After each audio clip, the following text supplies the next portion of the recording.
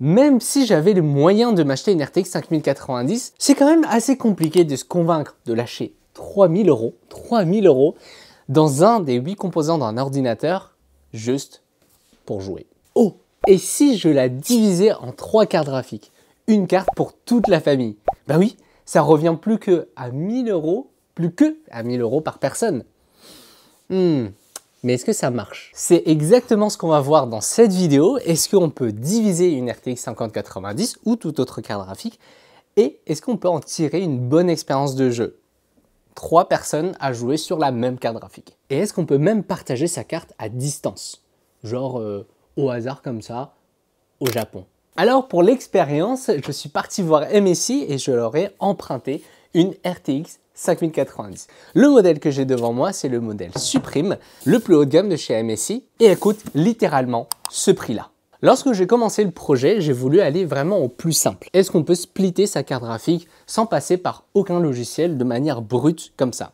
Et la réponse, peut-être que ça va vous surprendre, c'est oui, on peut le faire. Ok, le setup actuel, c'est qu'on a un PC portable. Oui, c'est pas la carte graphique, mais c'est surtout pour vous faire la démonstration. On a les deux jeux qui sont en train de tourner sur la même machine et on peut regarder jouer en même temps. Là, je suis sur Valorant.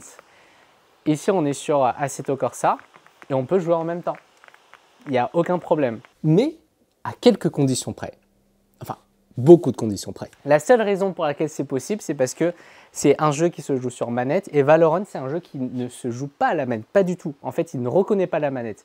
Donc c'est pour ça que ça ne pose pas de problème le fait qu'on ait deux inputs en même temps. En fait, il suffit de lancer deux jeux différents et dans les paramètres des jeux, vous allez choisir le moniteur qui est alloué à ce jeu. Mais c'est pas tout. Ça ne fonctionne que avec une manette d'un côté et un clavier souris de l'autre. On ne peut pas avoir deux manettes ou on ne peut pas avoir deux claviers souris. Il faut absolument qu'on ait un des deux jeux qui soit incompatible manette. Nous, on a testé sur Valorant, mais franchement, je ne sais pas quel autre jeu est totalement incompatible manette, même si CSGO supporte la manette. Imaginons que vous ayez réuni toutes les conditions. Voilà, vous êtes d'accord avec tout ça, vous avez signé le contrat, mais reste encore un problème. C'est qu'on reste sur un PC Windows et on a quand même besoin parfois de faire un Alt-Tab pour faire autre chose, pour faire une recherche. Là, on est en train de redémarrer la machine parce qu'on a juste fait un Alt-Tab pour aller changer un paramètre dans Assetto Corsa. Et en fait, ça fait bugger la machine. En fait, cette configuration, non seulement elle est très sélective en jeu, surtout c'est que si vous avez la moindre chose à faire avec la souris, si vous avez besoin de ressortir du jeu pour aller sur Windows, ouvrir une fenêtre, et ben, l'autre personne ne peut plus jouer. Donc c'est absolument pas viable. Donc, poubelle. Merde. Il me faut une autre solution. Mais juste avant, si vous aimez les produits tech de qualité dans tous les coins de la maison, je pense que le sponsor de cette vidéo va vous plaire. Depuis tout petit, on nous apprend à nous brosser les dents en suivant la technique de Bass, comme ça, au lieu de celui-ci. Parce que c'est la meilleure technique. Mais je pense que vous l'avez remarqué, c'est un mouvement qui n'est pas intuitif. Grâce à la technologie sonique présente dans les brosses à dents électriques MyVariation, elle reproduit les mouvements de va-et-vient avec 40 000 vibrations par minute, soit 666 par seconde. Résultat, c'est 45% de plaques dentaires en moins par rapport à une brosse à dents manuelle. Malgré sa puissance, j'ai remarqué que la tête de brosse est très douce avec ma gencive, ce qui n'était pas le cas de 2-3 brosses à dents électriques que j'ai essayé au cours de ma vie, qui m'ont souvent fait saigner. D'ailleurs, vous remarquerez que leur tête de brosse a une forme classique au lieu d'être ronde, et ça j'aime beaucoup. Le design est minimaliste et compact, c'est facile à transporter et il n'y a pas de socle de recharge très encombrant. Ça se recharge par USB type C et l'autonomie, c'est pas mal, ça tient un mois avec une seule recharge à hauteur de 2 brossages par jour. Commandez-le dès maintenant en sélectionnant l'option de livraison automatique des têtes de brosse avec un abonnement sans engagement. Et vous pouvez aussi profiter d'un code promo KANG15 pour avoir 15% de réduction, mais ça dure seulement 5 jours. Tous les liens sont en description et nous on reprend la vidéo. Et là, je me suis rappelé d'une vidéo que j'avais vue il y a 4 ans. C'était la première vidéo que j'ai vue qui parlait de partager sa carte graphique. À partir de cette vidéo, j'ai commencé à faire mes recherches et j'ai pu trouver des tutos à ce sujet. Le truc, c'est que toutes ces expériences ont été réalisées sur des anciennes générations de cartes, pas sur les RTX 50, encore moins sur la 5090. On n'a donc pas la certitude que ça va fonctionner, mais essayons. Là, on a un nouveau setup, on a un PC maître, donc c'est celui qui a la RTX 5090. On a lancé GreenL dessus, mais cette fois-ci, on va avoir deux autres postes. On a GreenL qui est lancé sur cet ordinateur, ce PC portable, et on a un autre setup sur un écran 4K OLED. Et là, Dorrington, il joue sur un Mac. On a les 3 PC qui sont en train de jouer en LAN, on est sur la même game. On va voir les performances qu'on arrive à obtenir. Ok, je vous sens tout hypé parce que je viens de sauter une étape hyper importante. C'est l'explication de comment j'ai fait. Même si je ne vais pas vous faire un tuto complet parce que ça prendrait littéralement 25-30 minutes complet et la vidéo durerait presque 1 heure.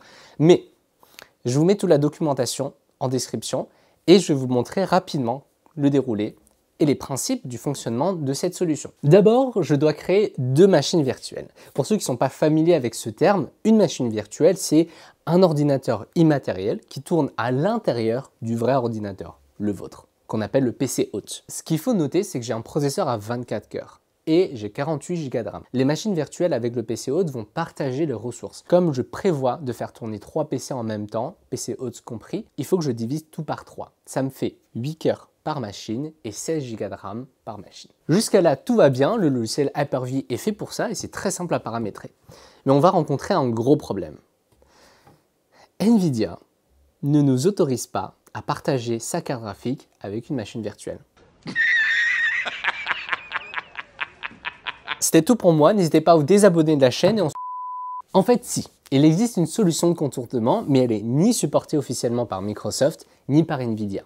Heureusement que GitHub existe et qu'il y a des génies dessus. La solution s'appelle le GPU Partitioning. Grâce à quelques lignes de commande dans le PowerShell qu'il suffit de copier-coller, on va partager notre carte graphique à nos machines virtuelles. Et il faudra aussi passer par une étape de copie manuelle des pilotes de la carte. On peut enfin détecter notre RTX 5090 sur nos 2 machines virtuelles. Il reste une dernière étape, rien de plus simple. Il vous faut un logiciel de contrôle à distance. Mais on ne va pas utiliser UltraViewer ou TeamViewer comme vous connaissez. Non, on doit utiliser un logiciel qui est optimisé pour l'envoi de flux vidéo et pour l'envoi d'input manette, clavier, souris. Pour ça, j'invoque Parsec, un logiciel gratuit très connu pour contrôler son PC à distance, notamment pour jouer, mais un peu moins connu pour contrôler une machine virtuelle. Regardons le résultat. Là, pour toi, c'est pas jouable. Nope.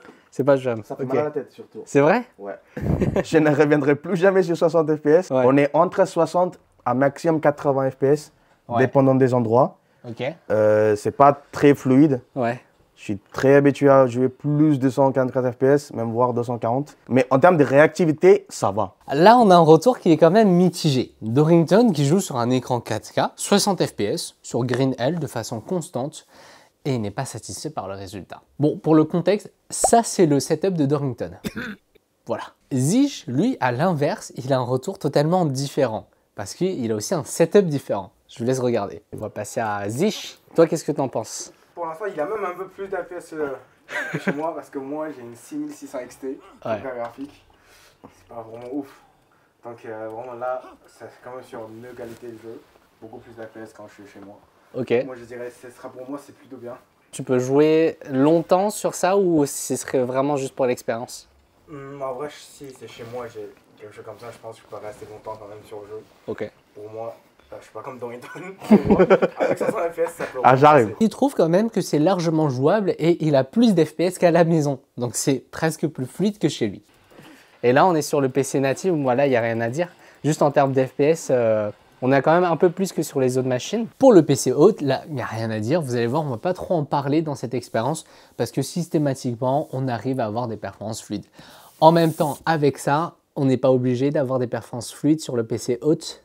Ce serait inacceptable. Ok, là du coup, ce qu'on va faire, après avoir testé Green Hell en LAN, on va lancer un jeu différent sur chaque PC, 2 Cyberpunk et 1 Green. Aucun jeu AAA récent n'a réussi à se lancer. Aucun. J'ai testé Hogwarts Legacy, Black Myth Wukong, Cyberpunk, aucun ne fonctionnait. On a un problème sur Cyberpunk, donc au niveau de la VM, ça ne fonctionne pas, ça se lance pas. Ah, ça crash. Je skip le cutscene, après ça crash. Je pensais qu'on allait s'arrêter là. Mais heureusement que j'ai trouvé la solution. Enfin, c'est pas vraiment une solution parce que c'était juste une erreur de ma part. En fait, sans le savoir, j'ai lancé le script de PowerShell que vous avez vu tout à l'heure plusieurs fois sur la même machine virtuelle. Et ce qui a créé un bug de duplication de carte graphique, on avait littéralement 6 cartes graphiques dans le même PC. Après avoir supprimé toutes les cartes graphiques en doublon, on peut enfin reprendre l'expérience. Deuxième essai, derrière moi, on a changé un peu les setups. Aujourd'hui, on est passé sur des setups en 4K. Donc, sur cet écran, c'est une VM qui est en train de tourner sur le PC portable Gigabyte d'hier. Mais là, on tourne en 4K. Ici, sur le Mac qui est là. Vous savez, les Macs ont une résolution qui sont très élevées, donc on a aussi forcé la 4K. On devrait avoir un résultat qui est pas mal. En tout cas, de ce que je vois, c'est vraiment sympa. Et de l'autre côté, ici, on a encore une fois un gros jeu qui tourne. Là, c'est Dying Light 2. Donc là, ça tourne en natif, c'est hyper fluide. Et sur tous les setups, on a capé à 60 fps. Le but, c'est de voir si on peut avoir une RTX 5090 qui tourne 2 écrans 4K 60 fps et un écran Quad HD Ultra Wide 60 fps. Et pour le moment, est-ce que c'est le cas? Est-ce que Dorrington, toi, tu arrives à avoir 60 fps ou pas? Alors, je suis plutôt autour de 47 à 49. Ouais. Mais c'est vrai que c'est toujours très très fluide. Genre, Hier, tu n'avais pas le même discours. Hein. Non, ça, hier, c'était pas ce cas. C'était pas la même chose? C'était pas la même chose. D'accord. Oui. C'est pas le même ressenti alors. Je pense que d'après ce qu'on a vu hier, toi, tu es quand même quelqu'un qui est assez difficile à convaincre. Donc là, tu es satisfait. Là, je suis satisfait. C'est quand même bizarre le retour de Dorrington. Le mec, la veille, en 4K 60 fps, il n'était pas satisfait. Il avait presque mal à la tête, il nous a dit. Mais aujourd'hui, en 30 fps, 40 fps, maximum 50, il en est super satisfait. Mon hypothèse, c'est qu'il est passé d'un 32 pouces à un 14 pouces sur un MacBook Pro. Et ça, je pense que ça joue beaucoup sur la perception de la fluidité. Regardez, l'exemple parfait, c'est Zish, qui hier était très satisfait sur un 15 pouces PC portable. Mais aujourd'hui, en passant sur le 32 pouces en 4K, son retour est différent. Jouable, pas jouable, Zish. Tu dois choisir un des deux. Je dirais vraiment que ça sera jouable. Franchement, mais il y a une petite latence, mais ce n'est pas ça, tout est propre. Il a trouvé que la latence était problématique et m'a même fait remarquer que lors des déplacements trop rapides, il y avait un effet de flou, de pixelisation. C'est lié à l'énorme quantité de données en 4K qui sont encodées puis décodées en temps réel. Et ça tape beaucoup sur le réseau. Oh, tu vois, là, j'ai esquivé en avance. En fait, tu dois pré-shot. C'est ça. Avec la latence, tu prédis un peu en avance. Ok, on joue pas comme ça. Hop, la mêlée. Ouais, ça c'est propre. 2, 3, 4, 5. Ah, t'as la technique, hein? Ah ouais. Je le coupe. Après, il va lancer un truc. Hop là, t'as dit? On vient de brancher l'écran 4K sur le MacBook. Parce qu'on avait un doute, on s'était dit peut-être que le Wi-Fi qui est présent sur ce PC portable n'est pas assez puissant. Parce que tout à l'heure, on avait vu que les débits de téléchargement n'étaient pas très élevés par rapport aux autres appareils. Et là, c'est Zish, tu es en train de jouer dessus. Donc on a le Mac en Wi-Fi qui est connecté à l'écran 4K. Et les pixels qu'on a vus tout à l'heure, on les voit beaucoup moins. Est-ce que tu peux nous faire quelques mouvements rapides? Mais c'est incroyable. Mais il y a une différence de fou. Pour en avoir le cœur net, le lendemain, j'ai reproduit le même scénario. Déjà, j'ai remarqué que le MacBook bouffe toute la bande passante du réseau.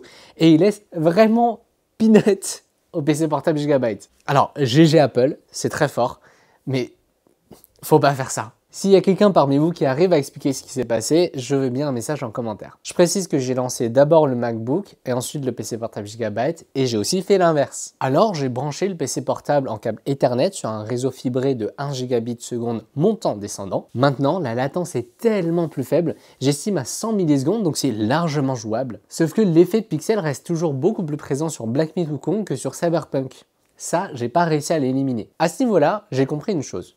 C'est peut-être lié au graphisme des jeux. Ces deux jeux sont très différents graphiquement. Et sur Black Myth Wukong, on a beaucoup de petits détails, on a beaucoup de végétation. Et ça, c'est une horreur à encoder et à décoder. Jusque-là, je ne vous ai pas parlé de performance, donc on va en venir. À vrai dire, on était tous ravis par les résultats. Franchement, c'était cool, les gars étaient vraiment enthousiastes par rapport à ça. Mais en prenant du recul, je pense qu'il y avait une grosse part d'adrénaline. Si je devais jouer longtemps dans ce setup-là, j'en serais pas satisfait. En fait, je suis un peu déçu des performances. Sur FPP photo par photo. Dans le deuxième essai, on avait 3 écrans. Et les performances qu'on avait, c'était 60 fps constant Dying Light 2, entre 30 à 45 fps sur Cyberpunk en élevé. Et sur Black Myth Wukong, on avait 20 fps en élevé. C'est seulement en baissant les graphismes en faible qu'on a réussi à monter à 50. À ce moment-là, j'avais 2 questions en tête. Est-ce que j'ai surestimé la RTX 5090 ou est-ce que je n'exploite pas la carte à fond? Eh bien la réponse, même si ça peut vous étonner, c'est peut-être les deux. Déjà, si on achète 3 RTX 5070 Ti, non pas que je vous recommande de les acheter avec la situation actuelle, c'est sûr qu'on a de meilleures performances que une RTX 5090 divisée en 3. Là, il n'y a pas de débat. Et maintenant, regardez le taux d'utilisation de la carte graphique. 70% seulement. Il reste un tiers de la carte qui n'est pas exploitée. 30% de 3000 €, ça fait presque 1000 €.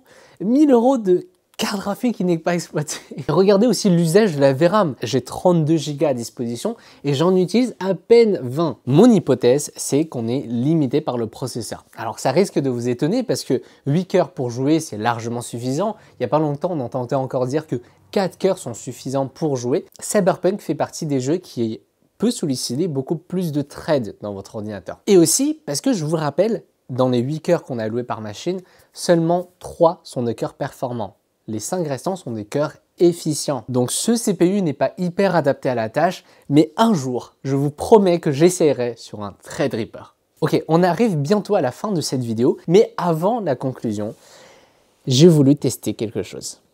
Yo yo yo, en direct du Japon après le test de la 5090 avec Kang.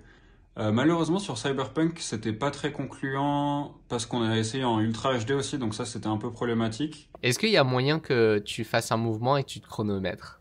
27, 28... Putain, il y a plus que 30 gars. Ok, 35. Waouh! Mais dès qu'on est passé en HD normal, c'était clairement ok. Il y a eu une petite latence sans trop, qui posait pas énormément de problèmes, c'était quand même jouable. Ok, ça bouge bien. Ah! Putain, et là ça bouge beaucoup mieux. Ah, voilà. 1, 2, 3. Ah, en vrai, putain, ça va. Non, il y a moins que 2 secondes en fait. Il y avait quoi? Il y avait une demi-seconde? Non, il y avait genre 1 seconde. 1 seconde. Peut-être un peu moins. Aux alentours de 1 seconde. Ok. J'étais quand même choqué de pouvoir tourner des jeux comme ça sur mon PC, étant donné que faut savoir que mon PC de base a du mal à tourner LoL. Donc ça, c'est pour vous mettre les bases. Donc j'ai pu jouer à Wukong sur mon PC, donc ça c'est déjà l'exploit du jour. Ok, ça c'est dodge. Non, non, non, non, non, non, non. Ah si, ça marche. Ok, ça va. Et franchement, lourd. Qualité d'image, bah, c'était HD, donc moi je suis pas hyper exigeant de base, donc j'étais clairement content du résultat. Fluidité, il y a eu des petites saccades plutôt dans les cinématiques que dans le gameplay. Faut savoir que même sur ma PS5 quand je jouais à Wukong de base, j'ai déjà eu des saccades sur ma PS5 aussi pendant les cinématiques, donc ça m'a pas gêné plus que ça, étant donné que de base mon PC est pas censé être performant. Donc pour moi test hyper concluant, je pense que ça s'entend sur la vidéo, mais j'ai passé un super bon moment à tester ces jeux-là sur mon PC. Concluons maintenant. Est-ce que j'ai rentabilisé la RTX 5090? Eh bien, la réponse est clairement non. Il sera toujours plus rentable d'investir le même budget, mais dans 3 cartes graphiques différentes. Par contre, c'est une excellente excuse pour justifier l'achat de cette carte si votre objectif premier, c'était de convaincre madame d'accepter. Mais je ne cautionne pas, après vous faites ce que vous voulez. Je vous rappelle que l'expérience en elle-même peut être réalisée sur n'importe quelle carte graphique. Vous pouvez le faire sur une 3080, une 4080 ou une 5080 ou même une carte graphique AMD. Et en réalité, je vois bien quelques exemples précis de situations où ça peut être très utile. Écoutez-moi bien. Les jours de simulation de vol ou de course, vous pouvez essayer parce que ça résout pas mal de problèmes en termes d'encombrement et aussi de coût. Imaginez un PC principal dans la maison qui est bien puissant, que ce soit pour travailler ou pour jouer quand vous ne faites pas de la simulation, et un PC portable d'entrée de gamme que vous avez peut-être recyclé, branché à votre simulateur, qui sert aussi de monitoring de clavier et de trackpad. Entre-temps, les autres membres de la famille peuvent utiliser l'ordinateur principal normalement. Si vous avez de jeunes enfants et qui commencent à jouer, je pense qu'ils verront très difficilement la différence entre 20 millisecondes et 100 millisecondes. Ça permet de recycler un vieil ordinateur et vous lui allouez de la performance toute fraîche. Et puis, s'il a de bonnes notes, vous lui allouez 10% de performance supplémentaire. Oui, on peut vraiment faire ça. En plus, s'il télécharge n'importe quoi sur une machine virtuelle, les virus vont rester coincés dans la machine virtuelle. Et vous pouvez le supprimer à tout moment. Ok, c'était tout pour moi. N'hésitez pas à aller checker dans le lien en description ou dans le commentaire épinglé le sponsor de cette vidéo. Je vous remercie pour votre visionnage et on se retrouve dans une prochaine vidéo très rapidement.